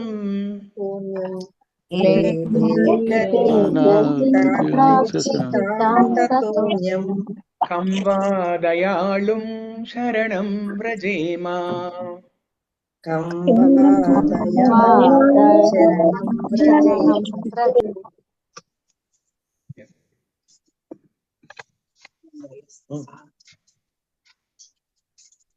so any questions, comments, reflections ఏమన్నా ఉంటే చెప్పండి ఎవరైనా. హరే కృష్ణ ప్రభుజీ, ప్రణామాలు ప్రభు. కృష్ణ నాకు ఇన్ని రోజులు తల్లి స్థానాన్ని ఇచ్చారు, గోలోకంలో పూతనకి తల్లి స్థానం ఇచ్చారు అన్నది మాత్రమే తెలుసు, కానీ ఎవరికి తల్లిగా స్థానాన్ని ఇచ్చారు అన్నది అసలు అర్థమయ్యేది కాదు ప్రభుజీ. ఈ సందేహం ఎప్పటికీ నా మధ్యలో ఉండేది. ఇప్పుడు క్లియర్ అయింది ప్రభుజీ. యశోదమాతకి తోడుగా ఇచ్చారు అంటే కృష్ణుడికే తల్లి స్థానాన్ని ఇచ్చినట్టు. అంతే, కృష్ణుడికే తల్లి స్థానం. ఎంత గొప్ప రాక్షసి అయినా తనని చంపడానికి వచ్చిన ఇచ్చారంటే ఎంత ఔదార్య గుణం ప్రభుజీ. హరే కృష్ణ. చాలా చాలా ధన్యవాదాలు ప్రభుజీ మీకు. ఇది ఎన్నేళ్లుగా ఉన్న సందేహం నాకు, ఇది కొన్ని సంవత్సరాలుగా ఉన్న సందేహం, ఇది మీ ద్వారా క్లియర్ అయింది ప్రభు. ధన్యవాదాలు మీకు, శతకోటి ధన్యవాదాలు. హరే కృష్ణ ప్రభు. హరే కృష్ణ. క్షమయా ధరిత్రి భోజ్యేషు మాత శయనేషు రంభ. ఇంకోటి ఏంటి ప్రభు? లాస్ట్ లైన్ ఏంటంటే షట్కర్మయుక్త కులధర్మ పత్ని. షడ్ధర్మయుక్త కులధర్మ పత్ని. షడ్ధర్మయుక్త కులధర్మ పత్ని. నేను ఆ శ్లోకము నేను ఇక్కడ పెడతాను. కార్యేషు దాసి కరణేషు మంత్రి భోజ్యేషు మాత కులధర్మ పత్ని. నేను ఆ శ్లోకము ఇక్కడ పెడతాను చూడండి. మీకు ఇక్కడ జూమ్ కాల్లో పెట్టాను, నేను మెసేజ్ లా పెట్టాను చూడండి, వచ్చింది మీకు అది. కార్యేషు దాసి కరణేషు మంత్రి భోజ్యేషు మాత శయనేషు రంభ రూపేషు. ఓహో, ఇది మీరు పెట్టండి ఒక్కసారి ప్రభు. పెట్టాను, ఇప్పుడే మెసేజ్ పెట్టాను దాంట్లో నేను. పెట్టారా? ఓకే, నేను ఇక్కడ ప్రభుజీ పోతుందా ప్రభు? మళ్ళీ పోయింది కదా, మీరు స్క్రీన్ షాట్ తీసుకోండి. ధర్మయుక్త కులధర్మ పరభుజి. నేను ఒక పని చేస్తానండి, ఈ స్లైడ్ నేను షేర్ చేస్తాను స్క్రీన్ మీద. ఇప్పుడు మీరు తీసుకోండి, ఇక్కడ ఈ ఫోటో తీసుకోండి. బుజ్జి, ఇది photo దిద్దురారు. Hare Krishna Prabhuji, with your kind permission shall I add one more incident regarding the women? చెప్పండి. అంటే మీరు స్త్రీ యొక్క ఔదార్యతని, ప్రేమని, సౌశల్యాన్ని, కరుణ్ణి, మాతృత్వాన్ని, సేవని చెప్పారు. అలాగే ఇంకో యాంగిల్ కూడా ఇది భారతంలో జరిగింది. ఏంటి, ఎప్పుడైతే అశ్వత్థామ ఆ దుర్యోధనుడి యొక్క సంతోషం గురించి ఉప పాండవుల్ని నిద్రిస్తుండగా చంపేశాడు, అప్పుడు తల్లి ద్రౌపది చాలా విలపిస్తుంది. విలపించినప్పుడు అర్జునుడు వెంటనే అశ్వత్థామని కట్టి తీసుకొచ్చి బంధించి తన ముందు నిలిపించినప్పుడు తను ద్రౌపది అడుగుద్దనమాట, అవును, మీరు గురుపుత్రుడివి, నిన్ను కూడా గురువులా చూస్తున్నారు, అటువంటి పాండవులందరూ కూడా మిమ్మల్ని గురుపుత్రులాగానే చూస్తున్నారు, అవును, కానీ ఎందుకు చేశారు, నా ఉప పాండవులు ఎందుకు చంపారు, దురేకంబున రారు, శస్త్రధరులే యుద్ధామని లేరు, కించిత్ ద్రోమున్ చేయరు, నిద్రాసక్తుల చిన్న పాపల సంహరింప నకట నీ చేతులు ఎట్లాడెను. అంటే వాళ్ళు యుద్ధంలో లేరు, నీ మీద ఉద్రేకంతో లేరు, శస్త్రధారులే లేరు, నిద్రిస్తున్న వాళ్ళంటే చిన్న పాపలతో సమానం కదా, వాళ్ళని చంపడానికి నీకు ఎలా చేతులు వచ్చినాయి ఆ, అని చెప్తూ అంత ఇది శోకంలో ఉంటూ ఫోటో కూడా ఎట్లా తీసుకుంటారు? ద్రౌపది ఏమిస్తుంది ఆర్డర్, అతను చంపేయాలని చెప్పి అందరూ చూస్తుంటారు. ఆ, కానీ అర్జునుడు తీసుకెళ్లిన వాడు అర్జునుడు, ఆ తల్లి ఎంత బాధిస్తుందో కదా, అసలు అవును. అతను బతుకున్నాడో లేదని ఎంత శోకంతో ఉంటుందో. కాబట్టి అక్కడ ఉన్న పెద్దల్ని, కృష్ణుడిని, అర్జునుడిని వెంటనే ఏం చెప్పుద్దంటే, తీసుకువెళ్ళి వెంటనే అప్పచెప్పేయండి, పుత్రుడు లేడు ఏమైపోయాడు అని చెప్పి తను ఏ అగాయత్యం చేసుకుంటుందో అని చెప్తారు. దాన్ని అవును. చెప్తూ దీని ఆచార్యులు ఏమంటారంటే, అంతట కడుపు కోతతో కూడా అనుభవిస్తూ ధర్మమే మాట్లాడిన తల్లి ద్రౌపది అమ్మవారు అని అవును. చెప్తారు. అవును, కరెక్ట్. అవును, యాక్చువల్గా కృష్ణుడు కూడా అప్పుడు అందరూ అంటారనమాట, ఇప్పుడు ఏం చేయాలి మనం, అశ్వత్థామని ఏం చేయాలి, ఆ, చంపాలా వద్దా అనేది అందరూ నిర్ణయం చేస్తున్నప్పుడు కృష్ణుడు అందరూ అంటారనమాట, చంపడమే, ఇంకా ఇంకా వేరే మార్గమే లేదు అని అంటారు. కృష్ణ భగవానుడు చెప్పిన తర్వాత కూడా ద్రౌపది ఏమంటారంటే, ఇప్పుడు నాకు ఉన్న ఈ కడుపు కోత ఆ అశ్వత్థామ ఇంకో తల్లికి రాకూడదు, ఇంకో తల్లికి రాకూడదు అని అంత గొప్పగా ఒక ఒక స్త్రీమూర్తి చెప్పగలదు. అలాగా ఒక్క స్త్రీమూర్తే చెప్పగలదు, ఇంకెవరు చెప్పలేరు. చెప్పగలదు. ఎస్. థ్యాంక్ యూ ప్రభుజీ, ఎందుకంటే నాకు కూడా అవకాశం ఇచ్చినందుకు చెప్పినందుకు. చాలా మంచి హరే విషయం. కృష్ణ ప్రభుజీ ప్రణామాలు. హరే కృష్ణ ప్రభుజీ ప్రణామాలు. హరే కృష్ణ ప్రభుజీ ఒకటి ప్రశ్న ప్రభుజీ. హరే ఎందుకంటే కృష్ణ ఇప్పుడు ప్రభుజీ ప్రణామాలు ప్రభుజీ. హరే కృష్ణ ప్రభుజీ. చెప్పండి అశోక్ ప్రభు. ప్రభుజీ, ఇప్పుడు కలియుగంలో హరే కృష్ణ మంత్రం మనం చేయాలి అంటున్నాం, మనం చేస్తాం కదా ప్రభుజీ. మరి ఇప్పుడు కలియుగంలో ఏడుకొండల స్వామి సుత కలియుగ పురుషుడే అంటారు కదా ప్రభుజీ. అవును. అంటే ఇస్కాన్ లో ఉన్నప్పుడు మరి మనం వెంకటేశ్వర స్వామికి సుత పూజ చేసుకోవడం ఇట్లా ఆయనకి ఈయనకు ఎట్లా ఎట్లా వీలు అవుతుందని. వెంకటేశ్వర స్వామి ఎవరు?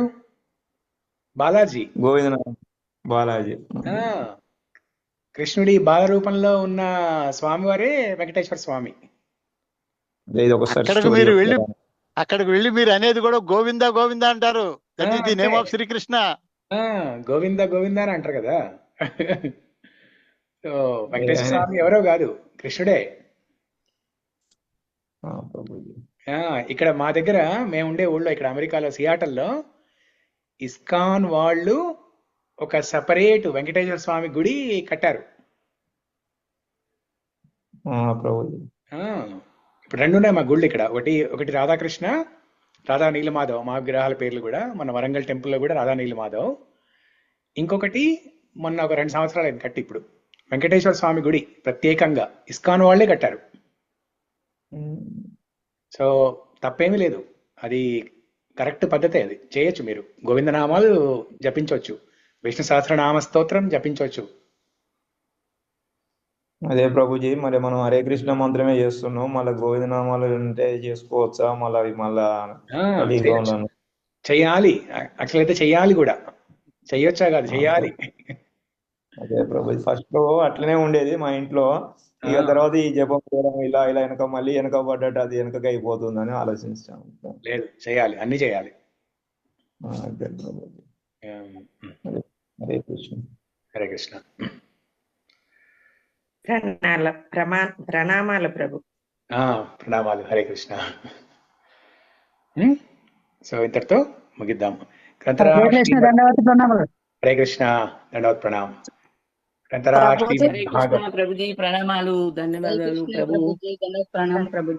శిల ప్రభుపాద్ కి జై. హరే కృష్ణ. దేవకి మాతకు తాతనా, కృష్ణుడికి తాతనా ఉగ్రసేనుడు? దేవకి మాతకి తాత.